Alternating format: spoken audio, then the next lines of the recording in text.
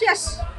মাইরা লাইছে। পুরান ঢাকার মিডফোর্ট হাসপাতাল এলাকায় লালচাঁদ ওরফে সোহাগ নামে এক ব্যবসায়ীকে প্রকাশ্যে পিটিয়ে ও ইট দিয়ে মাথা থেতলে হত্যা করেছে দুর্বৃত্তরা। গতকাল বুধবার বিকেলে এ ঘটনা ঘটে। তাকে হত্যার কারণ সম্পর্কে নিশ্চিত হতে পারেনি পুলিশ। তদন্ত সংশ্লিষ্টরা ধারণা করছেন ব্যবসায়িক বিরোধের জেরে এই হত্যাকাণ্ড ঘটতে পারে।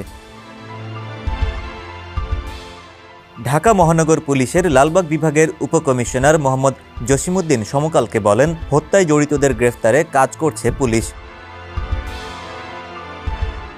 ব্যবসার আধিপত্য নিয়ে মঙ্গলবার রাতে তার গুদামে গিয়ে প্রতিপক্ষ গুলি ছোড়ে।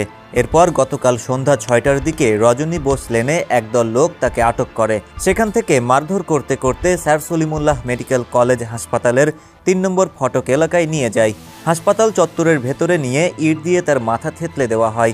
মুমূর্ষু অবস্থায় তাকে হাসপাতালের সামনে ফেলে যায় হামলাকারীরা। তাকে উদ্ধার করে হাসপাতালে নেওয়া হলে চিকিৎসক মৃত ঘোষণা করেন।